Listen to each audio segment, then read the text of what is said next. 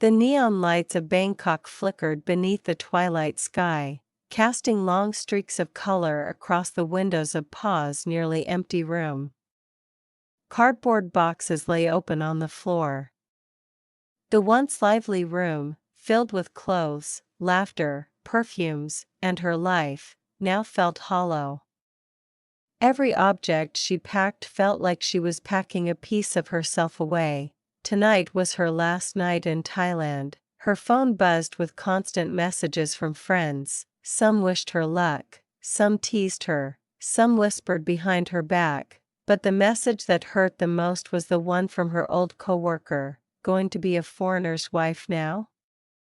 Hope he doesn't throw you away later. Pa gripped the phone tighter. She swallowed the bitterness and clicked the screen off. No more reading. No more explanations. No more defending her decision. She had already sold her car, mortgaged the family house, and scraped together every last baht she had. She wasn't going abroad for luxury or dreams of easy money. She was going because she believed, truly believed, that love could build a new life. He had promised her comfort, warmth, a different world. She believed him. A heart split between excitement and fear. Her father stood in the doorway of her room, leaning slightly against the frame. He tried to smile, but she could see the sadness hiding behind it. Pa, once you go, don't forget you can always come back. Don't force yourself too much. Pa nodded silently, blinking away tears. I know, Dad. I know. Her mother stepped in, carrying a small silver bracelet, the one passed down in their family for generations. Wear this, okay? So no matter where you go, you still have a piece of home with you. Pa took it carefully, feeling the weight of love and worry woven into the cool metal. She slipped it onto her wrist, fighting hard not to cry. Memories pressed into luggage. When she returned to packing, she paused at a small drawer. Inside was a photo of her and her friends from the old office, smiling, carefree, proud of their good salaries and independence. She had been someone then. She had a promising job, she had respect. Now she was leaving all that, trading her high-paying life for a chance at love in a foreign land where she knew no one. The thought stung, but she forced herself to keep packing. This is my choice, she whispered. I have to be brave. The airport ride, late at night, as her father drove her to the airport, the roads were quieter than usual. Pa stared out the window, watching the dim lights pass by, each one marking the end of something familiar. The closer they got, the harder her heart pounded. Her father parked the car and helped her unload her bags. No one said anything. Sometimes silence spoke louder than words. Finally, at the departure gate, her father pulled her into a hug, tight, lingering, trembling. Be safe, Pa. Don't trust people too easily. And if anything hurts you, just come home. Pa nodded, her tears falling freely now. I'm going to be okay, Dad. I'm going to make a good life. She wanted to believe it, she truly did. Goodbye, Thailand. Please don't forget me. When she walked past security, she turned to wave one last time. Her parents stood together, waving back, small figures in the vast hall. Pa pressed her lips together to keep from crying again. This was it. New love, new land, new life. She whispered under her breath as she stepped toward the gate. Please. Let him be worth everything I've given up. Little did she know that the journey ahead would break her, shape her, and rebuild her into someone she never expected to become. The airplane touched down on Swedish soil with a heavy thud, jolting Pa awake from a restless sleep. Her heart fluttered with a strange mix of hope and anxiety. From the window, the world outside was white, snow-covered roofs, pale skies, trees dusted like powdered sugar. She had imagined this moment countless times, the beginning of her new life, the life she had sacrificed everything for. As she stepped off the plane, a rush of icy air slapped her cheeks. She shivered uncontrollably, so cold. Colder than I ever imagined, she whispered to herself, hugging her thin coat tighter. Meeting the man who was supposed to be her future, she spotted him at the arrival hall. Anderson, tall, broad-shouldered, blonde hair tucked into a black beanie. He smiled at her, but it wasn't the warm, excited smile she remembered from their time in Thailand. It was smaller, almost polite. Still, she forced her tired face to brighten as she hurried toward him. Anderson. He leaned in for a quick hug, brief, stiff, lacking the passion she had once felt from him. You made it, he said simply, not I missed you so much. Not let me hold you. Just you made it. Pa tried not to think too much about it. Maybe he was shy, maybe he was tired. Or maybe distance had made her imagine more affection than there really was.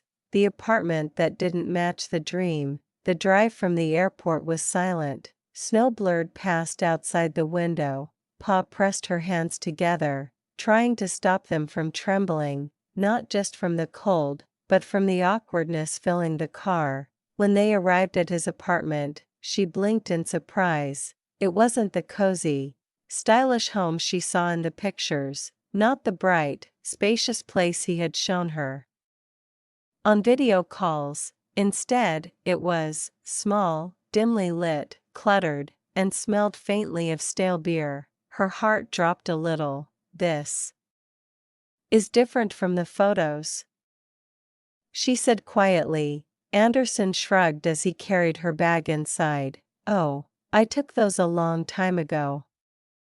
Haven't updated much. Pa swallowed the disappointment. She told herself that a home didn't matter, love mattered, being together mattered, but deep down, a seed of unease began to grow. The first night, lonely in a place that wasn't home, Anderson handed her a blanket and pointed at the heater. Use this. It gets cold at night. Pa gave a small smile. Will you sleep with me? He hesitated, a moment too long. Yeah, but I have work early tomorrow, so I might sleep on the couch later. Her heart thudded painfully. That wasn't how she imagined their first night living together. But she didn't want to cause trouble, so she nodded. That night, lying next to him, her body shivered even with the heavy blanket. The room was quiet, too quiet. No laughter, no warmth, no sense of belonging. She turned to him. Anderson. Are you happy I'm here? He stared at the ceiling. Yeah. It's just an adjustment. Adjustment. The word stung more than she expected. Pa curled into herself and stared out the window at the falling snow. Back in Thailand, the nights were warm. Here, the cold seeped into her skin, into her bones, into her heart. Tomorrow would be harder, though she didn't know it yet. Before she fell asleep, she reminded herself, this is just the beginning. It will get better, love will make it worth it. But as the night grew colder, and the man beside her seemed 1,000 miles away, she started to wonder, had she traded everything for a dream that wasn't real? The next morning, the cold sunlight crept into the room through thin curtains. Pa woke up shivering, wrapped tightly in a blanket that barely kept the chill away. Anderson was already dressed for work, jeans, a thick jacket, scarf loosely around his neck. He glanced at her. I need to go, he said. There's food in the fridge if you're hungry. Pa nodded, pulling the blanket closer. Will you be back early? Not sure, he replied without looking at her. Work is work. And then he left. The door closed with a soft click that echoed too loudly in the quiet apartment. Pa sat up. She was fully alone in a foreign country, the first step into the cold world outside. When Pa finally gathered the courage to go outside, the wind bit into her skin like tiny needles.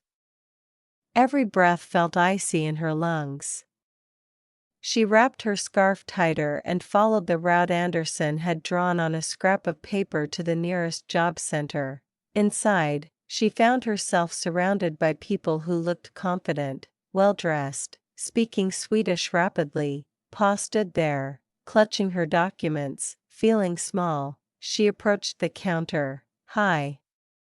I'm looking for a job." The woman scanned her up and down, eyes lingering a little too long on Pa's Asian features. "Do you have Swedish ID? Permit? Language certificate?" Pa shook her head. "I just came here. I have a tourist period before long stay. I can work small jobs." The woman sighed, annoyed. "Then you're very limited. Maybe cleaning. Maybe kitchen. Or some places where foreigners work." Her tone made foreigners sound like a stain. Pa stepped back, heart sinking. The reality, she was no longer the woman with a good salary in Thailand. Back home, she had been respected, she earned well, she had her own car, a comfortable life. But here, she was just another immigrant girl, struggling to find a place. No one cared that she had left everything behind. No one cared about her dreams or her sacrifices. She was invisible, walking door to door, facing rejections. Pa spent the rest of the day walking from shop to shop, cafes, restaurants, massage places, cleaning companies. Every door she pushed open delivered the same disappointment. "Sorry, no hiring. We need someone who speaks Swedish." "Do you have permit?" "No experience in our type of work." At one place, a woman looked at her with disgust. "You Thai? Massage?" She smirked knowingly. "You know. That kind of massage?" Humiliation flushed over Pa's face. She almost ran out of the shop. Snowflakes clung to her hair as she walked, fighting her tears. Her first job, delivering newspapers in the dark.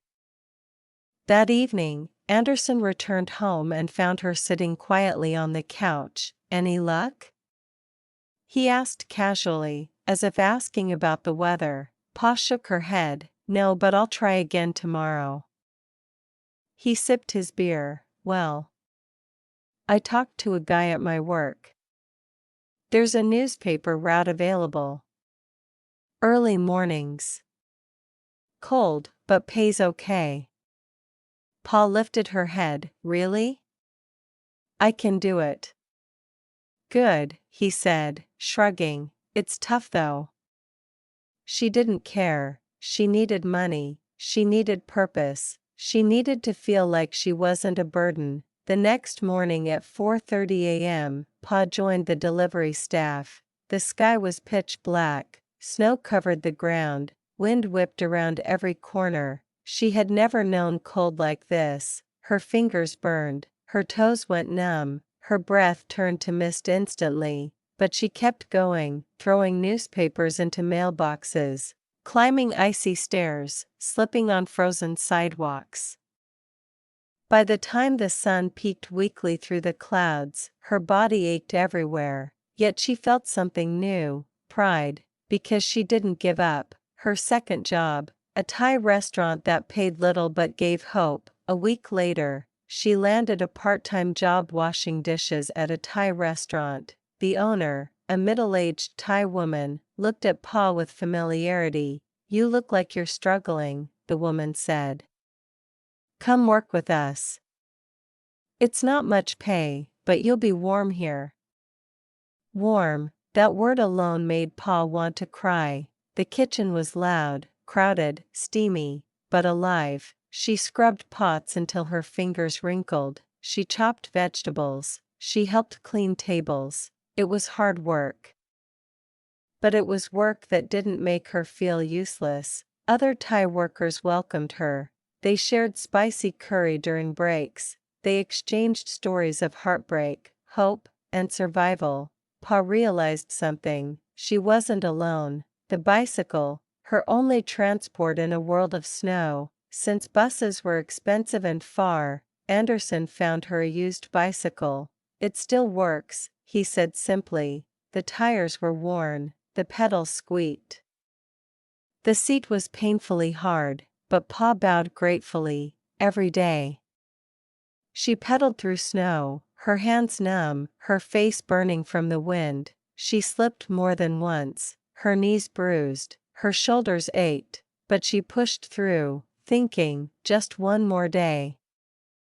Just survive one more day. Evenings filled with exhaustion and silence. At night, she would return home sore and frozen. Anderson barely asked about her day. He sat watching TV, scrolling through his phone, drinking his beer. Sometimes she cooked for him. Sometimes he ate without saying thank you. Sometimes he didn't come home at all.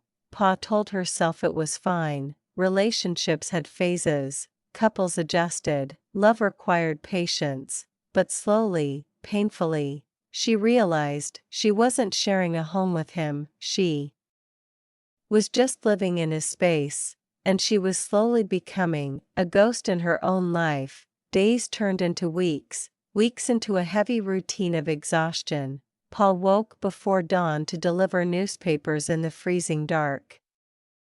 By noon, she washed dishes and scrubbed floors at the Thai restaurant. Evenings were spent studying simple Swedish phrases and sending messages to her family so they wouldn't worry. But something inside her began to crack, slowly, painfully, like thin ice under too much weight. The silence that eats you alive. Sweden was calm, quiet, unbothered. But for Pa, the silence wasn't peaceful. It was suffocating. She walked through snowy streets, surrounded by people yet feeling completely invisible. No one talked to her. No one smiled. People brushed past her as if she was just another shadow on the sidewalks. At home, the silence was even louder. Anderson barely spoke when he came back from work. Sometimes he'd grunt in response. Sometimes he'd just nod. Often, he'd plug in earphones and tune her out completely. Night after night, Pa ate dinner alone at the small kitchen table while the winter wind pressed against the window. She used to fear crowds. Now she feared silence more. The harshness of being foreign. Pa's co-workers at the restaurant were friendly, but outside of that safe bubble, the world felt less welcoming. One day at a small grocery store, the cashier spoke rapid Swedish. Pa didn't understand. I'm sorry. English, please? The cashier rolled her eyes dramatically and repeated the price with annoyance. The people behind her sighed. Pa's face reddened. She fumbled with her coins, felt the pressure of judgment burning into her back. When she finally stepped outside, she exhaled shakily. I'm trying. Why does everyone make me feel like I don't belong?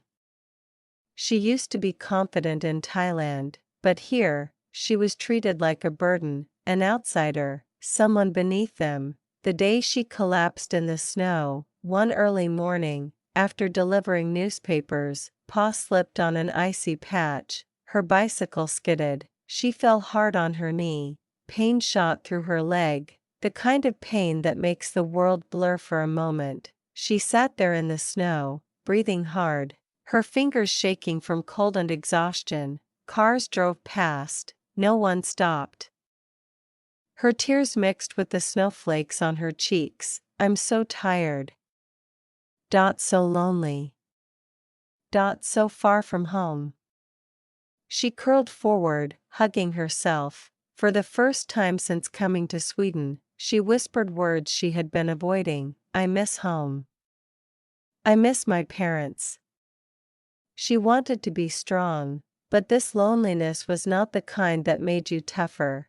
This was the kind that hollowed you out, the shame of survival. To stay afloat, Pa took a third job, working a few extra shifts at a local massage shop recommended by a Thai friend. It wasn't what she wanted. It wasn't what she imagined for her life, but she needed money for food, transportation, and small bills she helped Anderson with. The massage shop was clean and respectable, but the customers weren't always. One middle-aged man smirked at her. "You Thai?" His tone made her stomach twist. "Real massage or special massage?" Pa froze. Her voice trembled. "Just normal massage, sir."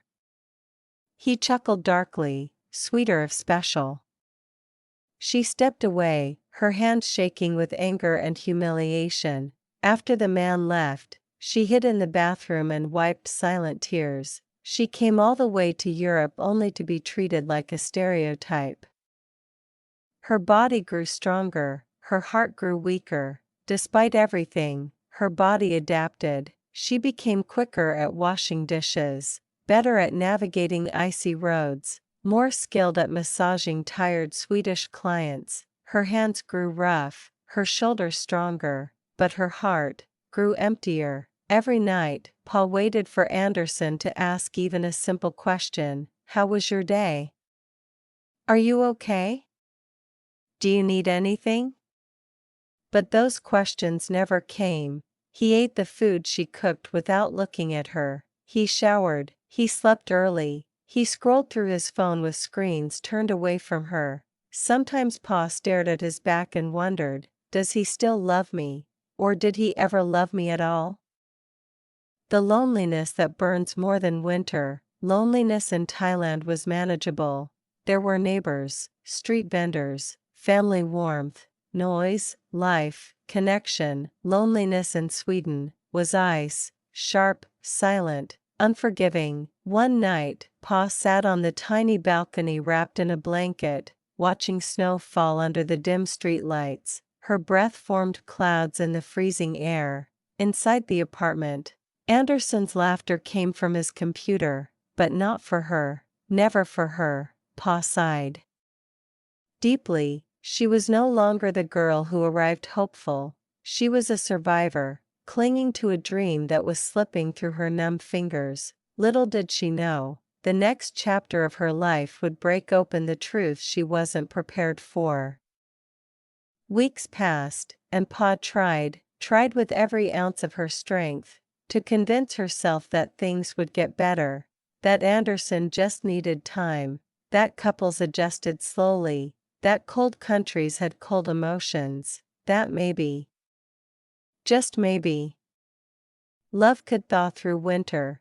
But deep in her chest, something felt wrong, like a quiet alarm she kept ignoring, until the day she saw it. A quiet afternoon that turned into a storm. It was Anderson's day off. He went grocery shopping alone while Pa stayed home to clean the apartment. She wanted him to come home to a warm, tidy place. Maybe he would appreciate her. Maybe he would hug her. Maybe, while vacuuming the bedroom.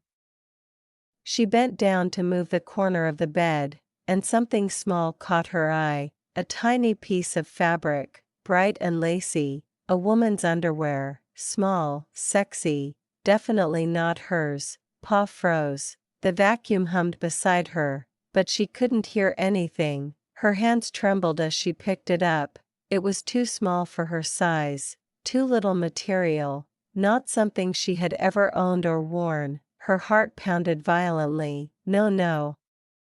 It must be old. Maybe from before I came. But she had cleaned this room so many times. This wasn't there before. The fabric felt like fire in her hand. The confrontation that broke her voice. When Anderson came home, Pennsylvania waited in the living room. Her hands were clenched together, the underwear hidden behind her back. He stepped inside casually. "Why are you sitting there like that?" Pa swallowed hard. I have a question. Anderson raised a brow. Okay? Pa took a deep breath. I found something in the bedroom. He stiffened, barely noticeable, but Pa saw it. She held out the underwear, her voice barely audible. Whose is this? A heavy silence filled the room. Anderson didn't blink. He didn't reach for it. He didn't look surprised. He didn't even look sorry. He just shrugged. I don't know. Pa's heart dropped. You don't know? She whispered. Anderson, this isn't mine. Maybe it's old, he muttered. From before. Why does it matter? It mattered because she had given up her entire life to be with him, because she trusted him, because she believed him when he promised he wasn't seeing anyone else. Pa felt the world tilt. Anderson. Tell me the truth. Please. He looked at her with irritation. You're overreacting. You always make things dramatic. Dramatic. That word stabbed her deeper than any lie ever could. Her heart knew before her brain did. Pa couldn't sleep that night. She lay next to him, stiff, staring at the ceiling, her mind spinning. Whose underwear was it? Why was he so calm? Why didn't he explain? Why didn't he care that she was hurt? At 3 a.m., she quietly slipped out of bed. Hands trembling, Anderson's computer sat on the desk, screen dark, her pulse hammered in her ears. Don't do it. Don't look. But she had to. She couldn't live with the uncertainty. She turned on the computer. It was unlocked. Her hands shook so hard she could barely move the mouse. Then she saw it. The truth she never wanted to find. Chat logs, photos, messages. Her stomach twisted. He had been seeing two other women. One lived in Thailand. One lived in the same country. The messages were flirtatious, intimate, calling them baby, beautiful, miss you. He told one woman, I want to see you again. Soon. He told the other, I'm not ready for a relationship yet. I like my freedom. Her vision blurred with tears. Freedom. That's what he had told her too, when she had asked about their future. A slow, suffocating realization crushed her. She was never his partner, never his future, never his love. She was only a convenience, a companion when he wanted, a warm body in winter. She was his temporary girl, just like the others. The moment her heart finally broke, Pa pressed her hands to her face, trying to silence her sobs. Her chest felt like it had been torn open. Her entire body shook. Everything she had done, selling her car, mortgaging her home, leaving her parents, working in the freezing cold, pedaling a bike through snow, cooking for him, cleaning for him, believing in him, it all meant nothing to him, nothing. He was never planning a future with her. She thought she was his partner, but she was only one chapter in his book, and not even an important one. She was his side character, his backup plan, his temporary comfort. The hollow conversation the next morning, when he woke up, Pa confronted him again, this time with the evidence. Anderson. I saw everything. You're talking to other women. 2 women. He didn't look shocked, just annoyed. I told you before, I'm not ready to settle down. Pa choked out, then why did you bring me here? Because you wanted to come, he said bluntly. I didn't force you. It hit her like a slap. No responsibility, no care, no guilt. He continued, and I told you before, I like my freedom. I'm not thinking about marriage. The words echoed in her mind. I'm not thinking about marriage. The future she dreamed of, the hope she clung to, collapsed in an instant. Paul whispered, so I'm. Just what? Someone you sleep with? He didn't deny it. He didn't even look at her. Her hands trembled violently. Her throat tightened. Tears poured down her face uncontrollably. She wasn't dramatic, she wasn't too emotional. She was breaking, and he didn't care at all. Pa could barely stand, her legs were weak, her chest tightened with every breath, as if someone had placed a heavy stone on top of her heart and refused to move it. She stared at Anderson, waiting, hoping for something, an explanation, a regret, a single sign that he cared, but he gave her nothing. Instead, he walked to the kitchen, opened a beer, and drank it as if her heart hadn't just shattered on the floor. Pa swallowed hard. Is that really all you're going to say? Her voice cracked. He shrugged. What do you want me to say? Pa pressed her hands to her face, her tears slipped through her fingers. I left everything for you. I came here because of you. And you, he cut her off, don't blame me. I never promised you a future. Her body went cold. Yes, you did. She whispered, you said you wanted me here. You said you missed me. You brought me here twice. You told me to try living together. He raised an eyebrow. That's not a promise. Her jaw dropped.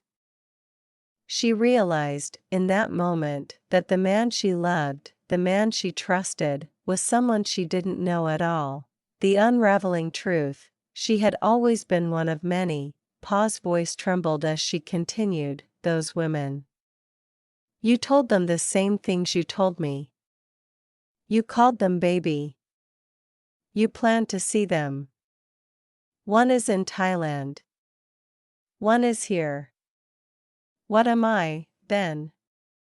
He didn't answer. He didn't need to. She could see it in his face. She was a convenience, a placeholder, a quiet girl he could control, nothing more. Her chest hurled with pain, the kind that made her dizzy. You lied to me, she whispered. I didn't lie, he said flatly. I just didn't commit to you.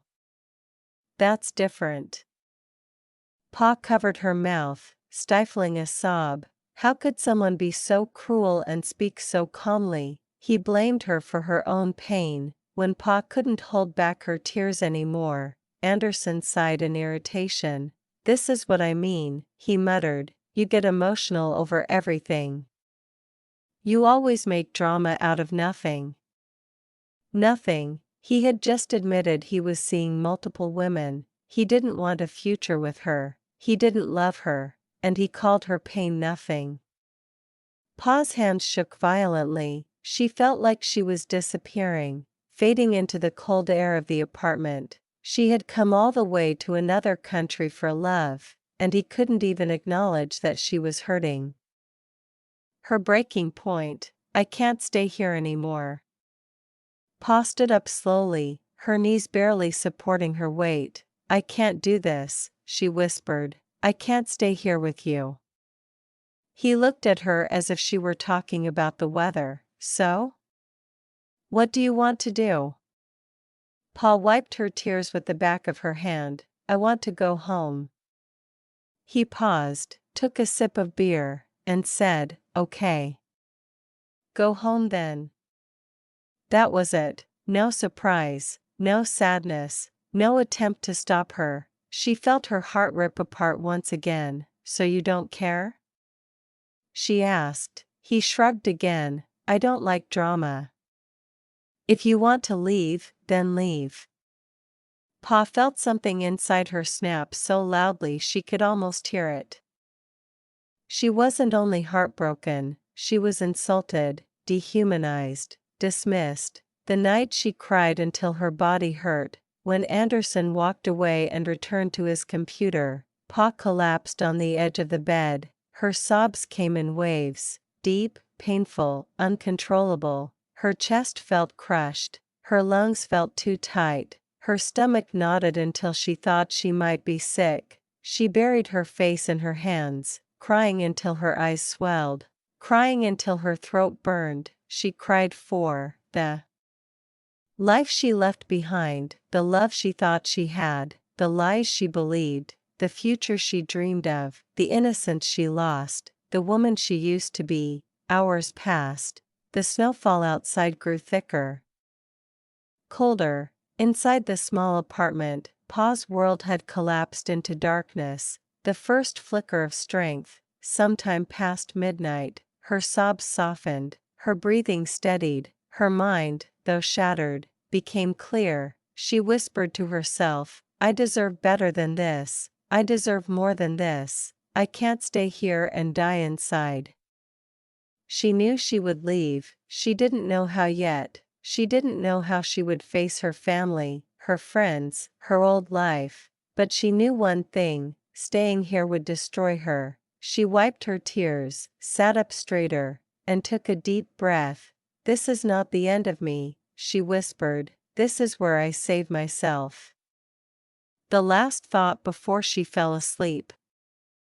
As she finally lay down, exhausted, her eyes swollen, her heart sore, she murmured, "Tomorrow I will find a way." Outside, snow kept falling, cold, relentless, but for the first time, the cold didn't scare her, because she had made a decision, and decisions ignite strength. The next morning, Paul woke to a heavy silence. Her eyes were swollen, her face stiff from dried tears. The apartment felt colder than usual, not because of the winter outside, but because of the emptiness between them. Anderson was in the kitchen making coffee, standing casually as if last night had been an ordinary argument. Pa approached him slowly, clutching her trembling hands together. "Anderson, can we talk?" Her voice was small, fragile. He sighed, turning away from the kettle. "About what?" Pa swallowed hard. "About us." He didn't speak, but his eyes made it clear he didn't want the conversation. Still, she continued, she needed clarity, closure, something. "Why did you bring me here?" Pa stood a few steps from him, forcing herself to look into his eyes. "You brought me here twice. You visited me in Thailand. You flew me here again. You said you wanted me to try living with you." Anderson crossed his arms. "So? So? Why? If you weren't thinking about a future with me, why did you do all that?" He shrugged, utterly unbothered. "It was fun. We had a good time. I liked having you around." Pa blinked, feeling as if her heart was being crushed again. "Just liked having me around?" Her voice cracked. "Yeah. You were nice. Sweet. Quiet." He added the last word with emphasis. Quiet. The word stabbed her. Was that all she was to him? A quiet Thai girl who didn't trouble his life? Pa stepped closer. "And what about everything you told me? The messages? The things you said?" He scoffed. "We were dating, not married. I told you I wasn't ready for commitment." Pa shook her head. "You told me you missed me. You told me to come. You told me we could try living together." Anderson leaned against the counter. "That doesn't mean commitment. You assume too much." Her breath caught. "Assumed?" She whispered, stunned. He turned everything back on her. Anderson shrugged again. "You came here because you wanted to. I didn't force you. You asked. I said okay." Pa felt dizzy. He was rewriting their story, turning every choice she made into her mistake, erasing his promises, erasing her sacrifices. "I didn't ask," Pa whispered. "You told me you wanted me to come." He smirked slightly. "You interpreted what you wanted." Her knees nearly buckled. She had left everything, her job, her home, her pride, for a man who now claimed she had imagined everything. The moment she saw his true self clearly, Pa's voice trembled as she asked the question her heart feared the most. Did you ever love me? Anderson paused, not because he was thinking deeply, but because he didn't want to be bothered with such a question. Finally, he spoke, I liked you. Love? No.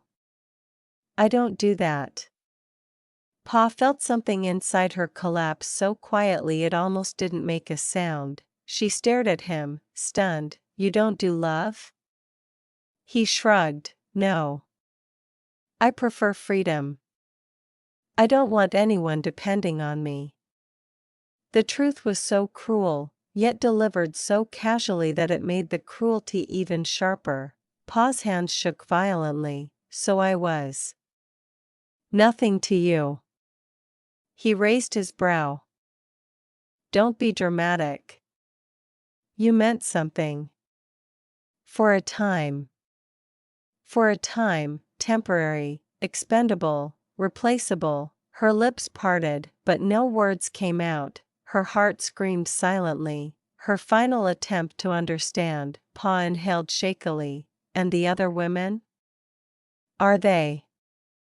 For a time too? Anderson didn't deny it. He simply looked at her with an expression that said, why does it matter? Like I said, I like my freedom. I'm not settling. Pa felt tears welling again. Then why did you keep me here? Why let me cook, clean, help you, be with you, if you never planned anything? His answer was a knife, because you were here already. And it was convenient. Convenient, a word that reduced everything she had done. Every sacrifice, to nothing. Pa's voice broke completely. I am a human being. Not convenience.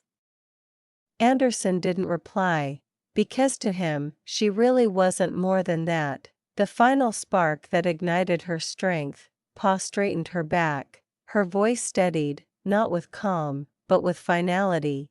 I can't live like this. I can't stay here. I want to go home. Anderson looked relieved. Actually relieved, good. Then do it. Pa blinked through her tears. You're not even going to try to stop me? He scoffed lightly. Stopping you would just create more drama. That was it. No fight, no plea, no fear of losing her, nothing. He didn't care, and that was all Pa needed to finally understand. She had never been loved, not truly, not even a little. She had been tolerated, used, convenient, and now he was ready to throw her away just as easily. As she turned away, she whispered something only she could hear, with tears streaming down her cheeks. Pa walked to the bedroom, whispering to herself, I may be broken, but I am not worthless. I will go home, I will save myself. And for the first time since she set foot in Sweden, she felt a small flame of strength burning inside her, weak, trembling, but alive, because the moment she saw the truth was the moment she began to rise.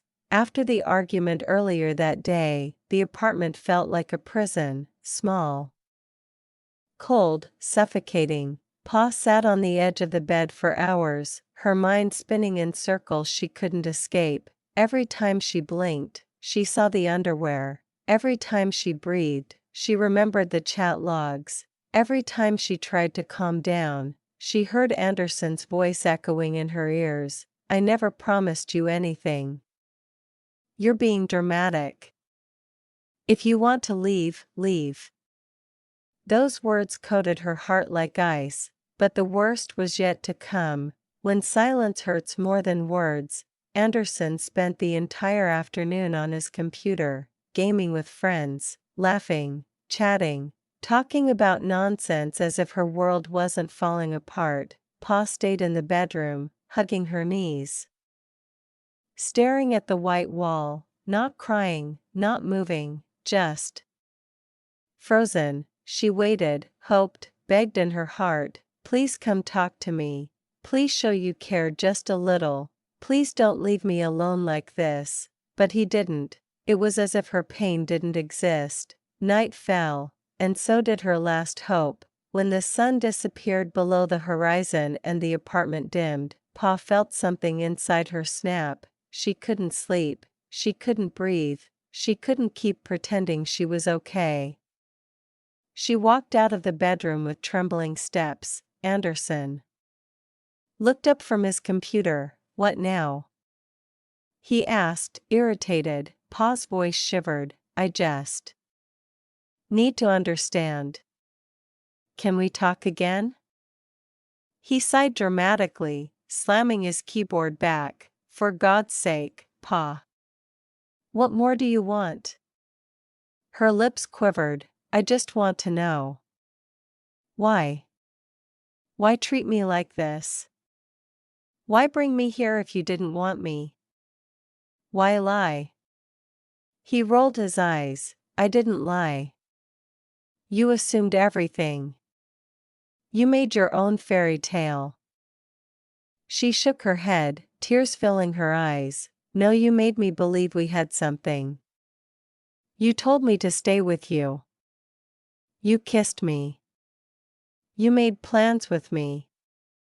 You made me think. That's your problem, he snapped. You always want more than what there is.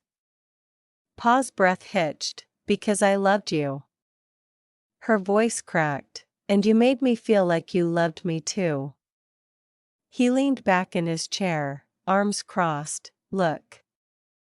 I liked being with you, okay? It was easy.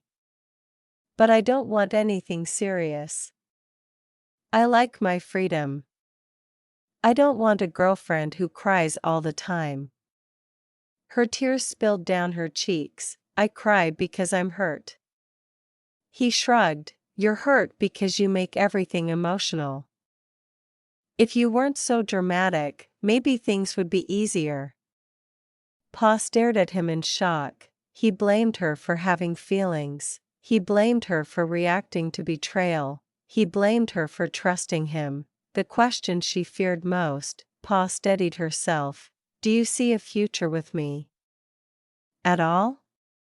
Anderson didn't even pause. No. I don't want to marry. I don't want children. I don't want commitment. The straightforwardness was a blade across her chest. Pa whispered, then what am I to you? He groaned as if she were annoying him. A friend.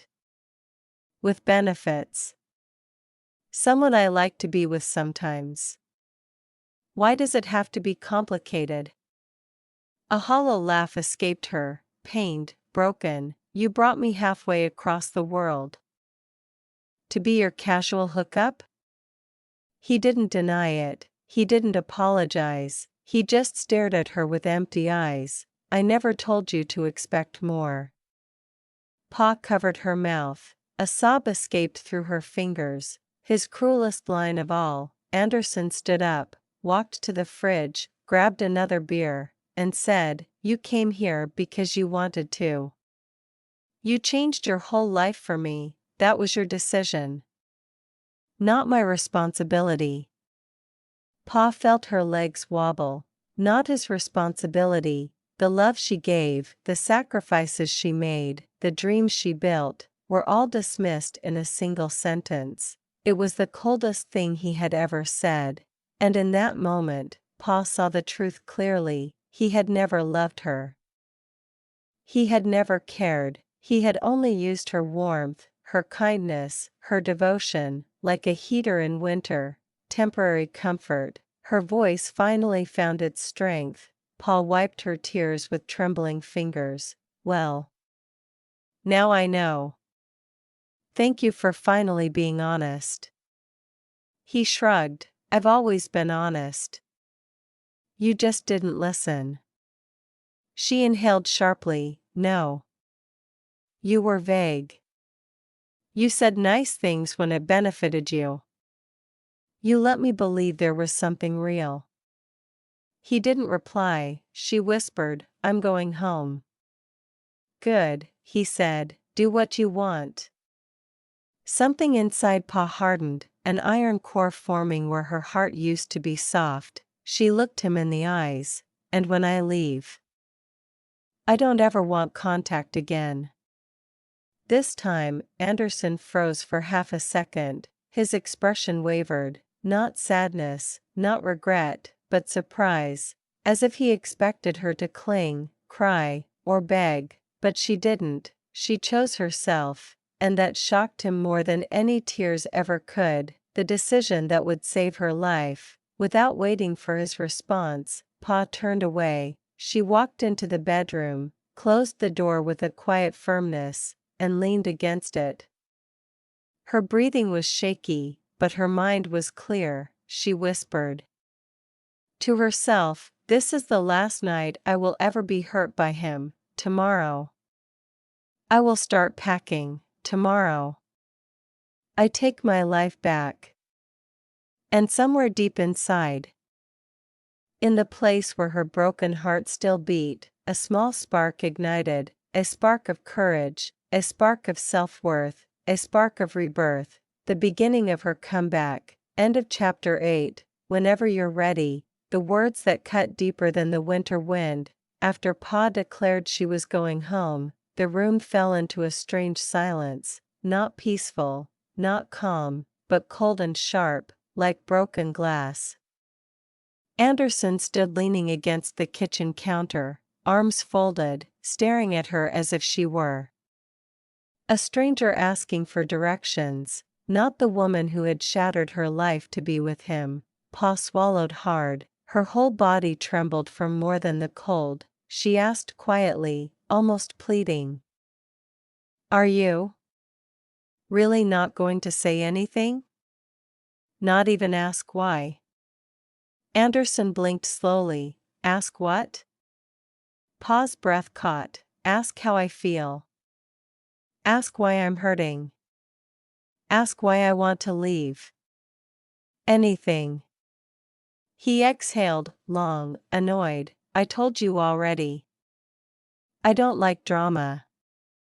That word again, drama, the weapon he used every time she showed emotion, every time she expressed pain, every time she wanted clarity. He used it to silence her, to belittle her, to dismiss her humanity. Pa felt tears burning behind her eyes, but she refused to let them fall.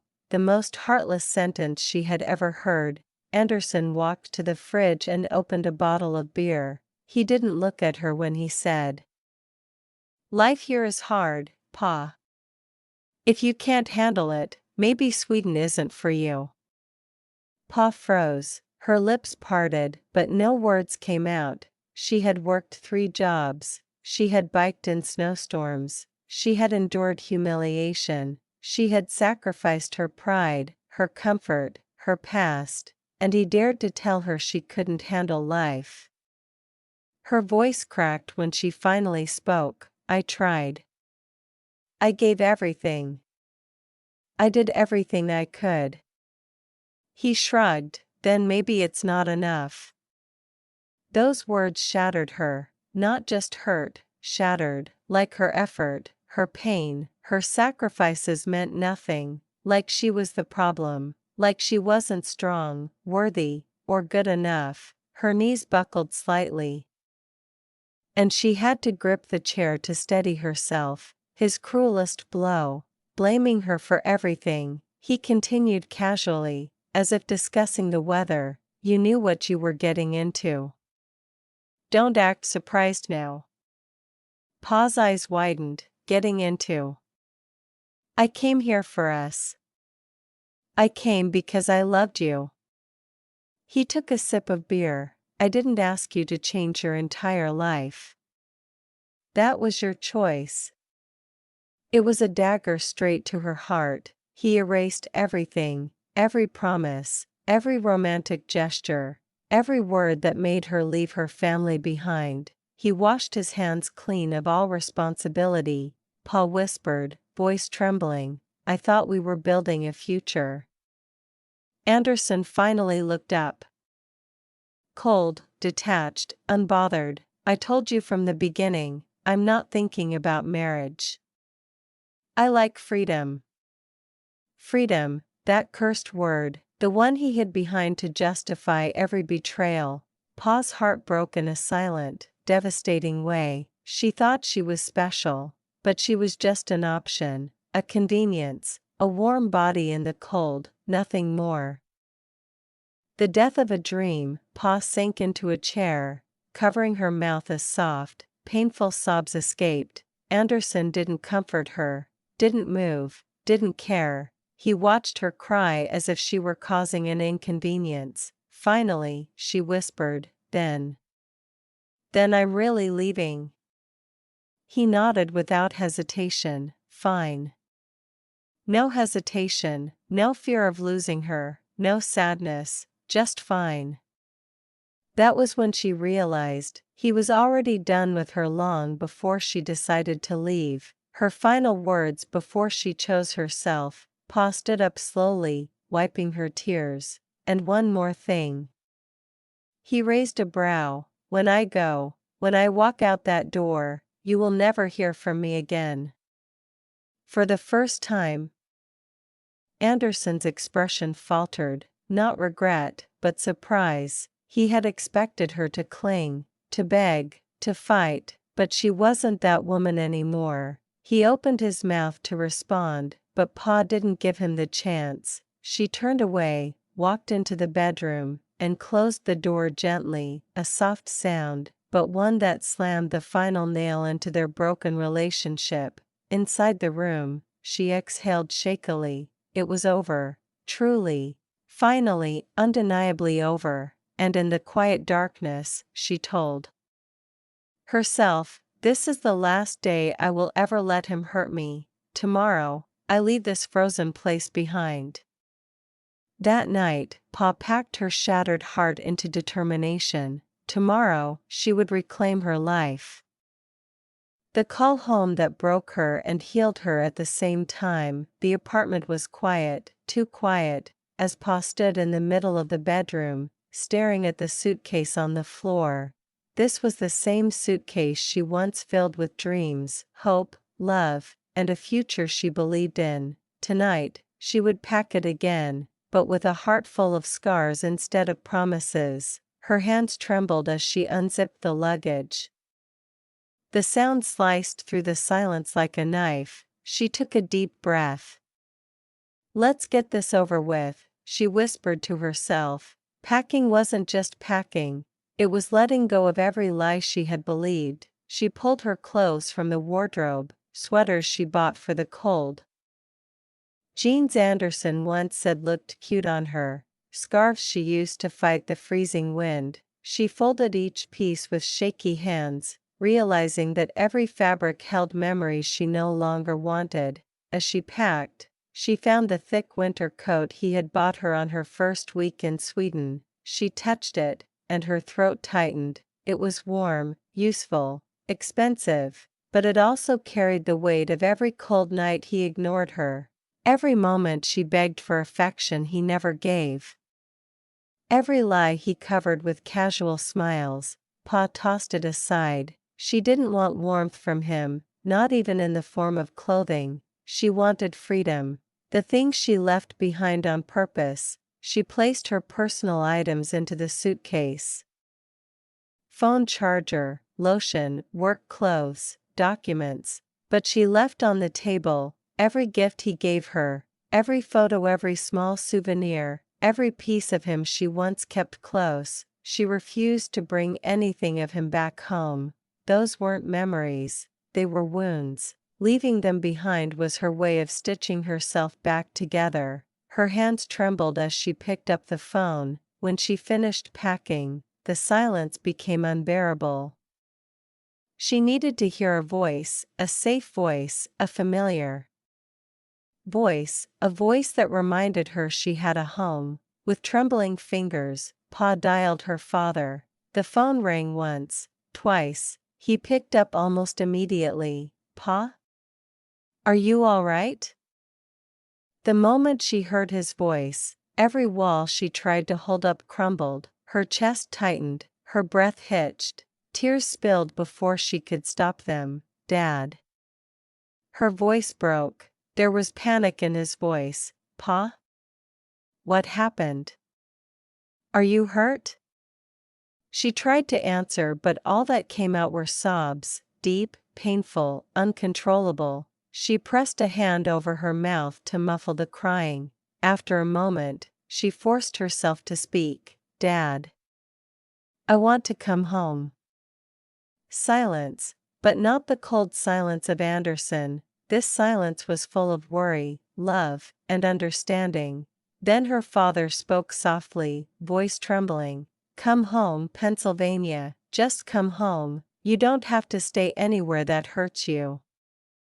Pa's shoulders shook as she cried, I'm sorry, Dad. I'm so sorry. I shouldn't have gone. I shouldn't have left. Her father's voice cracked, something she had never heard before. You don't ever have to apologize for chasing happiness. You made the best choice you could. If someone hurt you, that's on them, not you. Pa cried harder. He continued, the house may be mortgaged, but it's still our home. We will find a way together. Just come back to us, Pa, we've been waiting. Pa pressed the phone to her forehead, sobbing, I love you, Dad. I love you too, my girl, he whispered. Now come home. We'll take care of you. The fear of starting over, mixed with the relief of leaving. When she ended the call, Pa sat on the floor beside her packed luggage. Her tears slowed, her breathing steadied. For the first time in months, she felt safe, not in this apartment, not in this country, but in the knowledge that she had a home waiting, a real home, a warm home, a home filled with love, not cold indifference. Still, fear lingered. How would she rebuild her life? She had nothing now, no job, no money, no stability, but she had her dignity, and that was worth more than anything she had lost. His reaction when she told him she was leaving immediately.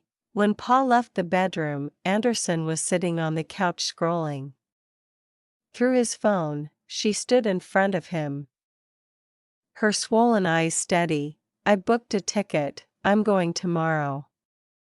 He looked up, not shocked, not sad, just mildly inconvenienced. So, you're really going?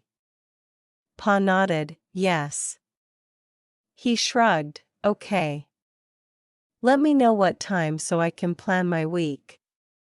That was it. Her last piece of hope died. He didn't ask how she would get to the airport. He didn't ask if she needed help. He didn't even look like he cared that she was leaving forever. And somehow, that made everything easier, because now, she no longer doubted her decision. She no longer wondered what could have been. There was nothing here for her. The final goodbye she wrote on a small note.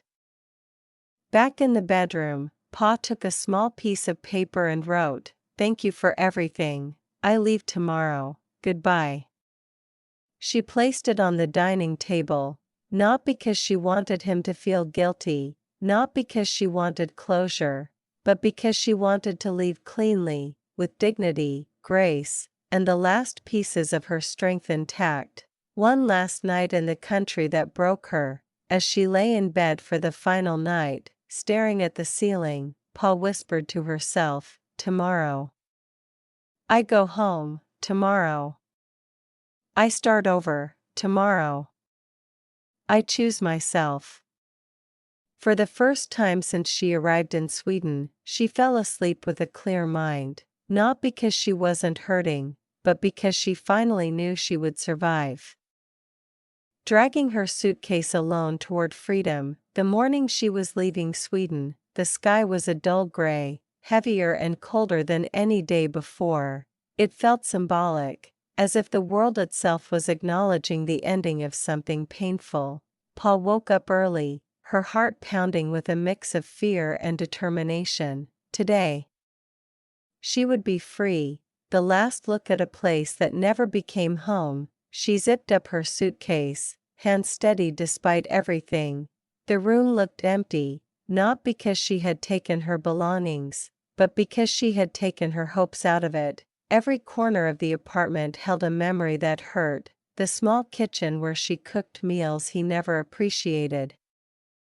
The couch where she sat alone night after night, the cold bed where she cried silently. She looked around one last time, not with longing, but with relief. This wasn't home. This was the place she survived. Anderson stood in the living room, sipping his coffee. No emotion, no concern, not even politeness. "You have everything?"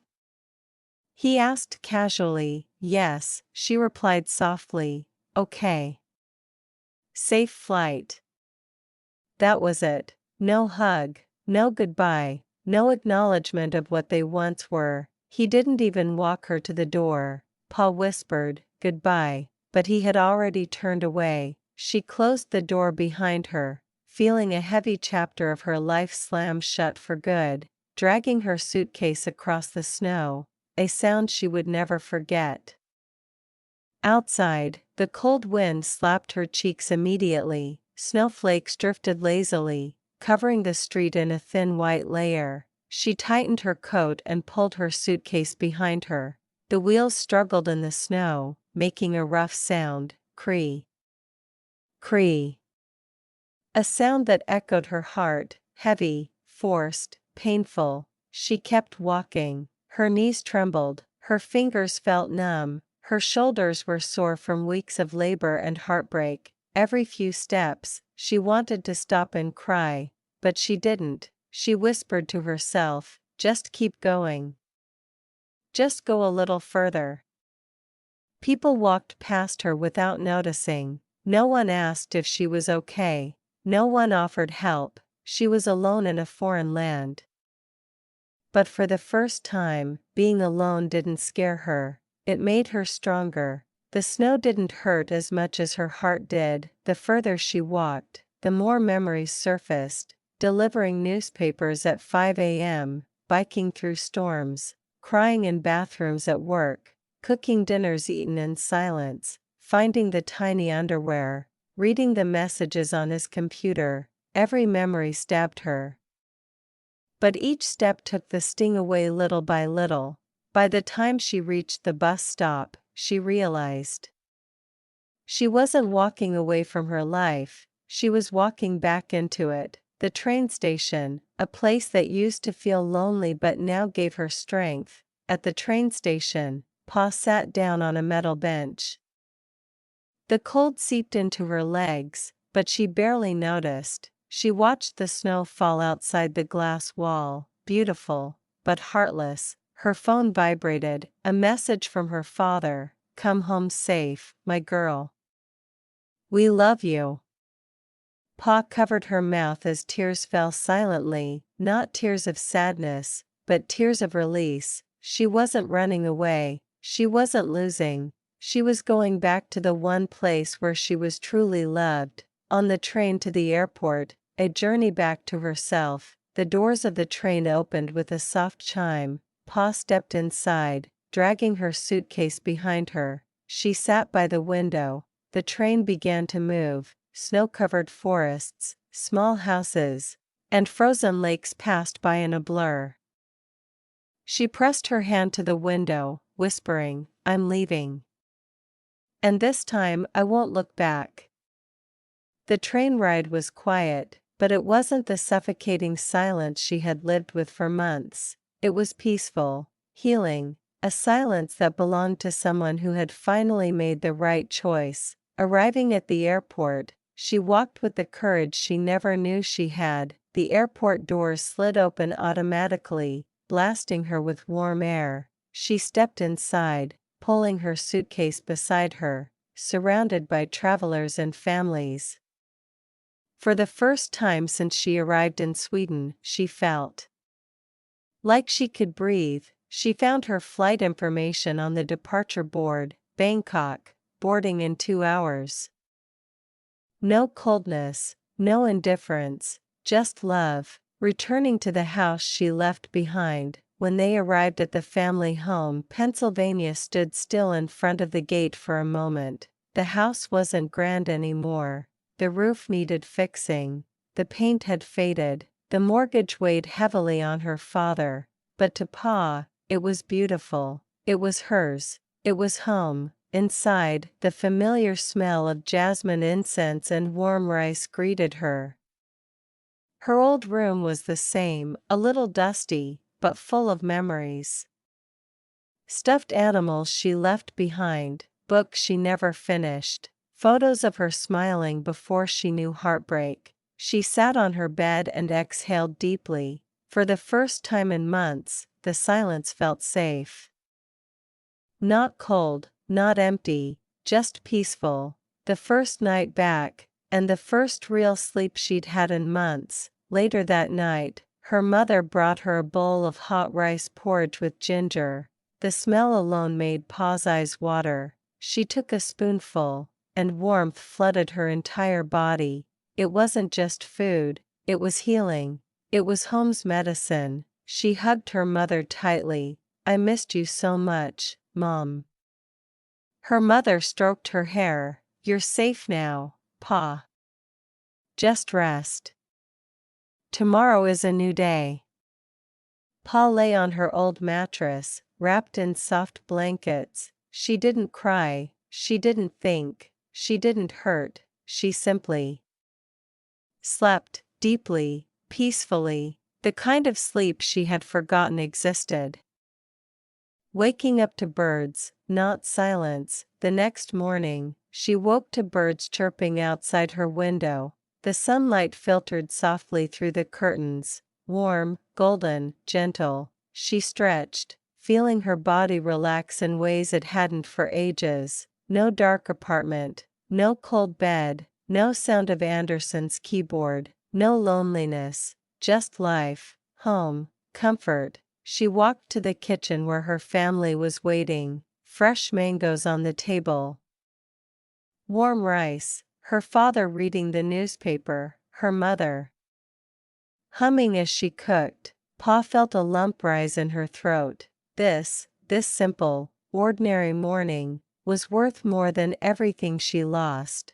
Rebuilding her relationship with her family, over the next days, Pa slowly opened up. She told her parents everything, the long work hours, the cold nights, the bicycle in the snow, the humiliation at the massage shop, the loneliness, the betrayal, the underwear, the other women, his indifference. Her mother cried quietly. Her father clenched his fists in anger. "How dare he treat you like that?" he muttered. Pa gently touched his arm. "It's okay, Dad. I'm done with him. I'm safe." Her father breathed out slowly. "I'm proud of you for leaving." Her mother added, "And I'm proud of you for coming home." Pa smiled softly. For the first time since everything happened, she didn't feel ashamed, she didn't feel foolish, she didn't feel weak. She felt understood. Healing wasn't instant, but it had begun. In the evenings, she walked outside, feeling the warm tropical breeze. She listened to the sounds of motorcycles, laughter, neighbors chatting. She breathed in the scent of flowers and street food. Every breath seemed to stitch one broken part of her heart back together. She wasn't fully healed, not yet, but she was no longer breaking. She whispered to herself, "I didn't fail, I escaped." And that small shift, that new understanding, was the beginning of her rebirth. Weeks passed since Pa returned home. The first days were filled with rest, tears, and warm meals, but as time moved on, something inside her changed. Softly, slowly, but unmistakably, she was healing, not entirely, not instantly, but surely. The mirror no longer reflected a broken woman. One morning, Pa stood in front of her mirror. Her eyes were lighter, her posture was stronger, her face looked more alive. She no longer saw the girl who begged for love in a cold apartment, no longer saw the woman trapped in heartbreak. She saw someone who had survived the unthinkable, and was still standing. she touched her reflection gently. "You're getting stronger, Pa, don't stop now." Returning to work, but on her own terms, Pa decided it was time to rebuild her life. She updated her resume and started applying for jobs again. This time in Thailand, where she was valued, where working didn't mean suffering, where she didn't have to freeze, cry, or hide her pain. She walked into interviews with quiet confidence. She spoke clearly, honestly. One day, a manager looked at her resume and asked, "You took a break recently? What happened?" Pa smiled gently. "I went abroad and learned a difficult lesson, but I came back stronger." The manager nodded with respect. Within a week, she received an offer, a job that paid well, treated employees kindly, and valued her skills. Pa cried when she got the call, not from sadness, but from gratitude. She was rebuilding her life, piece by powerful piece. Reconnecting with friends, without shame, her friends visited her one evening, bringing snacks and gossip. They hugged her tightly, bombarding her with questions. "Pa, you're so thin. Are you okay now? What really happened in Sweden? Just say it, we'll beat him up spiritually." Pa laughed softly, the kind of laugh she thought she lost forever. She told them the truth, all of it, but unlike before, she didn't cry uncontrollably, she didn't feel ashamed, she felt relieved. Her friends listened without judgment. Some cursed Anderson, some cried, some hugged her again. One friend said, "You didn't lose, Pa, you escaped a man who didn't deserve you." Pa smiled through tears. "I think so too." That night, she felt surrounded by love, real love, the kind that doesn't hurt, the kind that lifts you up instead of tearing you apart. Finding herself through small happinesses. In the evenings, Pa rediscovered the little things she once loved, buying mango sticky rice from the street vendor, drinking iced Thai tea on a warm day, watching local dramas with her mother, walking barefoot on warm tiles, listening to nighttime crickets, cooking her favorite spicy dishes without freezing hands, laughing at silly TikTok videos, feeding the neighborhood cats, feeling the warm wind on her skin. These small joys were her medicine. Her therapy, her reminders that life didn't need to be hard to be meaningful. She whispered often, "Thank you for letting me come back." Learning to love herself again, Pa bought a new notebook. On the first page, she wrote, "New life, I choose myself first, always." Every day she added a small affirmation, "I am enough. I survived. I am stronger. I deserve real love. I am not a mistake. I am rebuilding. I will rise."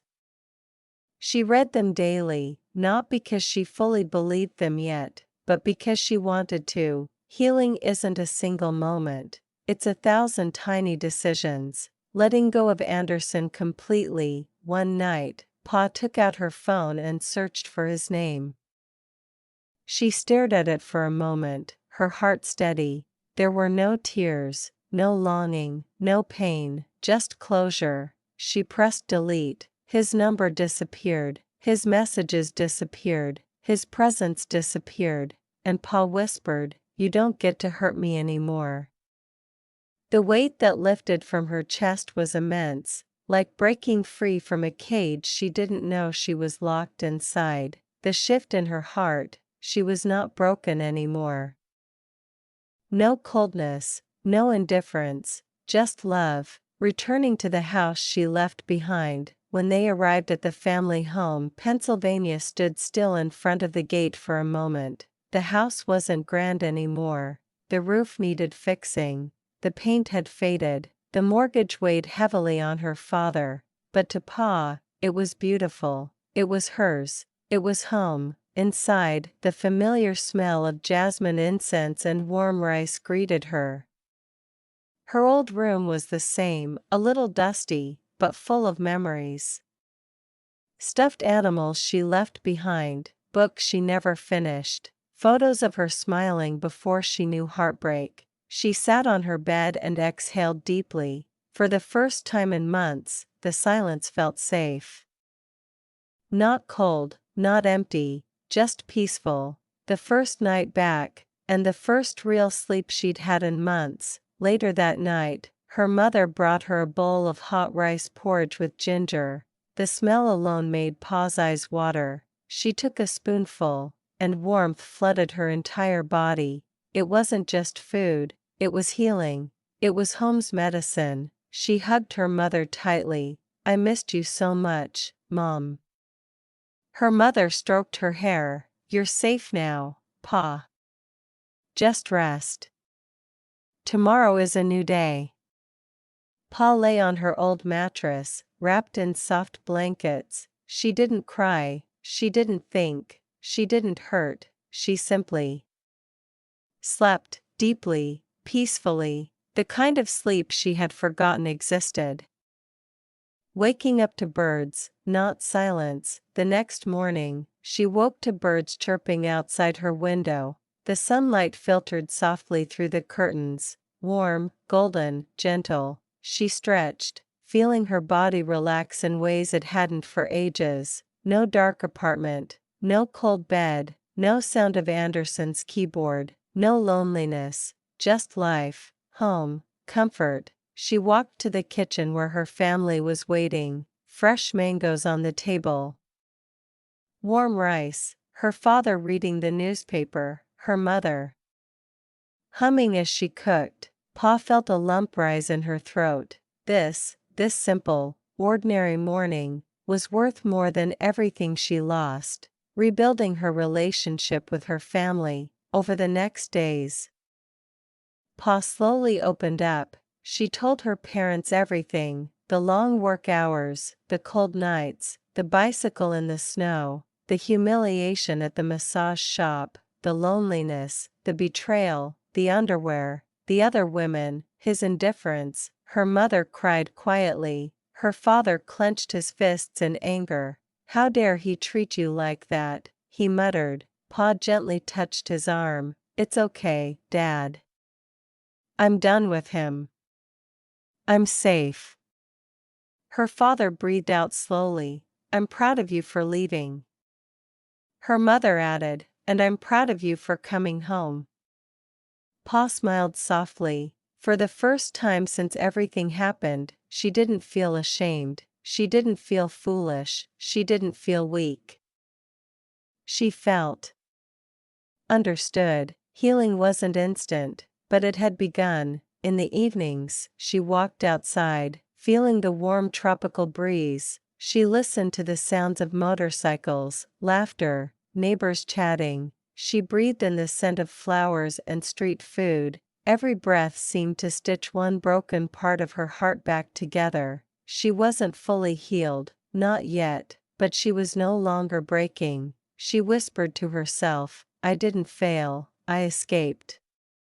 And that small shift, that new understanding, was the beginning of her rebirth. Here is the English version of Chapter 14, faithfully matching your original Thai storyline, tone, and emotional depth. Weeks passed since Pa returned home.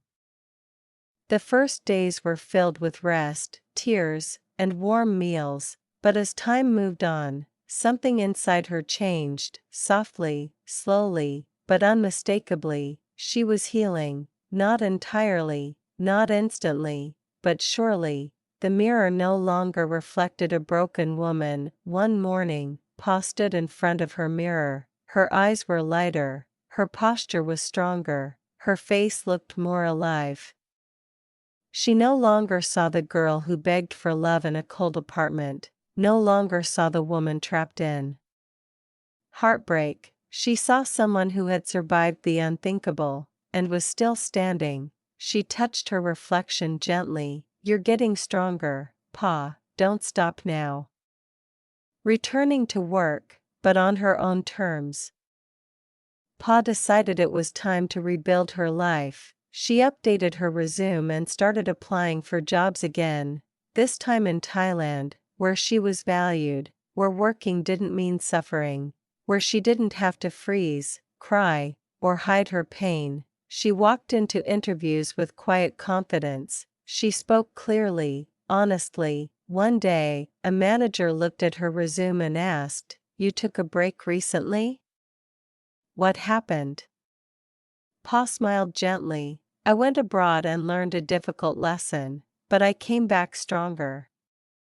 The manager nodded with respect. Within a week, she received an offer, a job that paid well, treated employees kindly, and valued her skills. Pa cried when she got the call. Not from sadness, but from gratitude. She was rebuilding her life, piece by powerful piece, reconnecting with friends, without shame. Her friends visited her one evening, bringing snacks and gossip.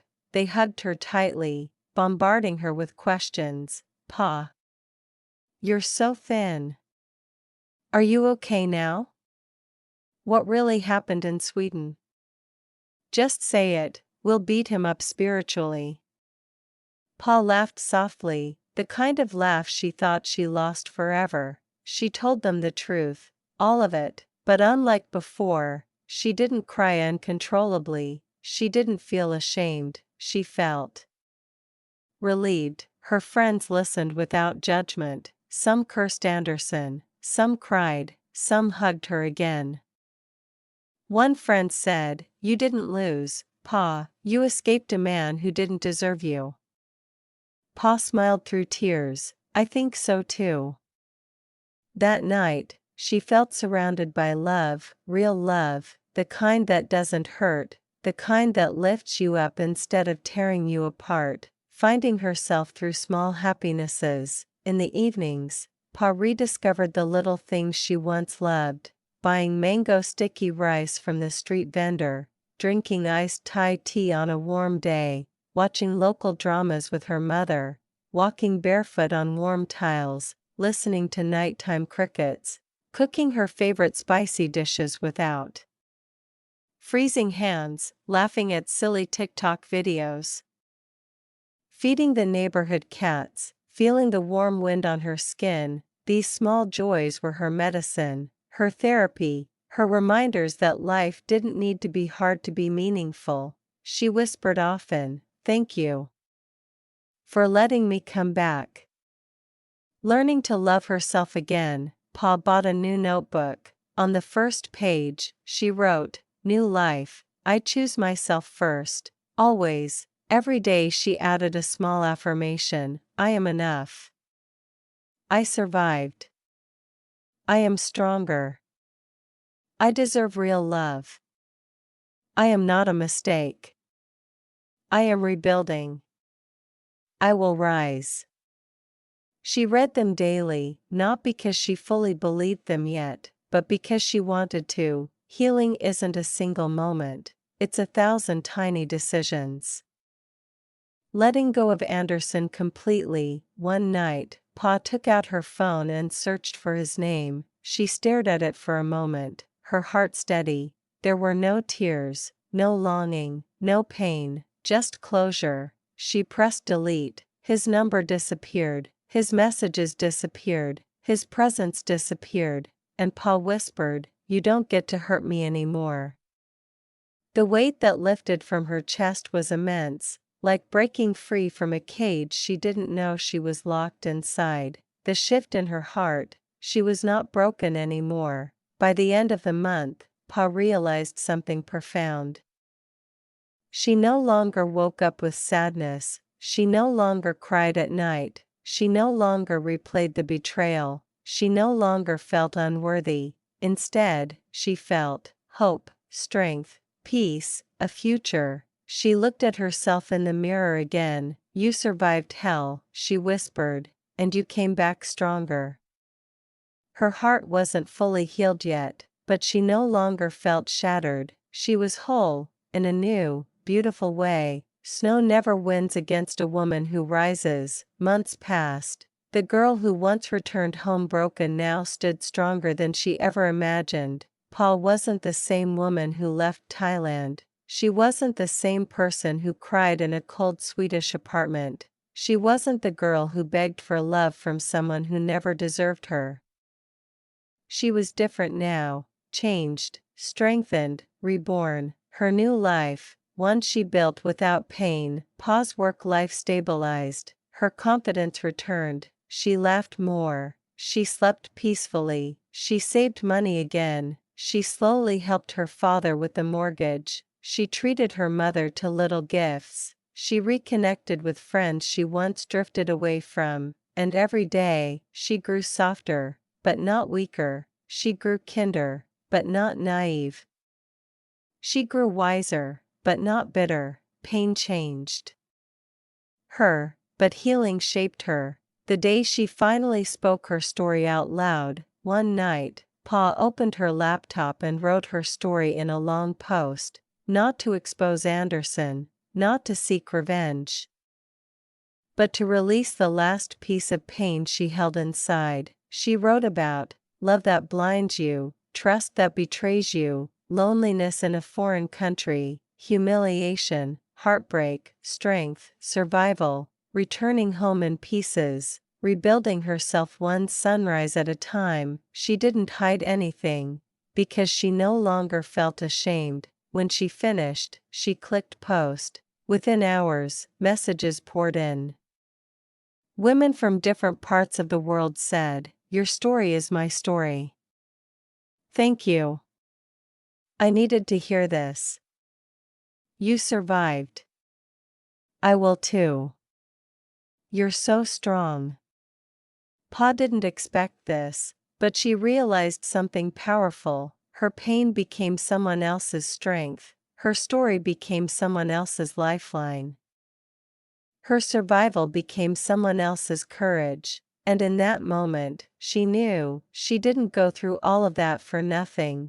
Becoming the woman she needed when she was alone in Sweden, without planning it, Pa began sharing small pieces of her life, advice, encouragement, reflections, anecdotes, jokes about her past struggles, reminders that women deserve real love. Her posts gained attention, not because she tried to be inspiring, but because she was honest. She spoke from scars, not wounds. People started calling her Madam Sweden, the survivor, the strong one, the one who came back stronger.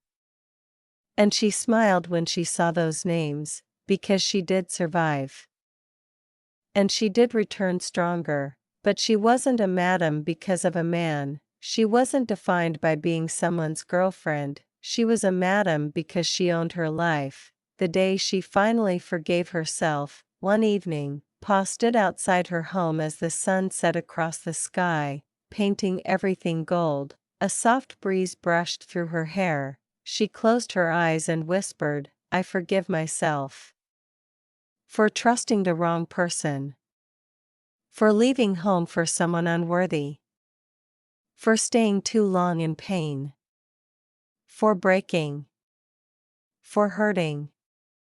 For hoping." She pressed her hand to her heart, "But I also thank myself. For trying. For loving deeply. For surviving. For coming home. For choosing myself." A warm tear slid down her cheek, but it wasn't sadness, it was release, freedom, self-love, the final realization she was never truly alone. Paul looked at the sky, no snow, no cold, no darkness, just warm wind, cicadas chirping, the smell of jasmine, light everywhere. She realized that the world she wanted wasn't in Sweden, it was here, in her family, in her culture, in her strength, in herself.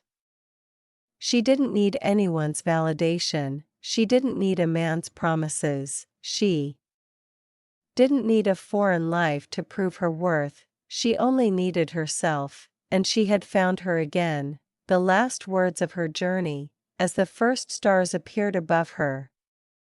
Paul whispered into the twilight, "Snow can freeze a body, but it can't freeze a heart that chooses to rise."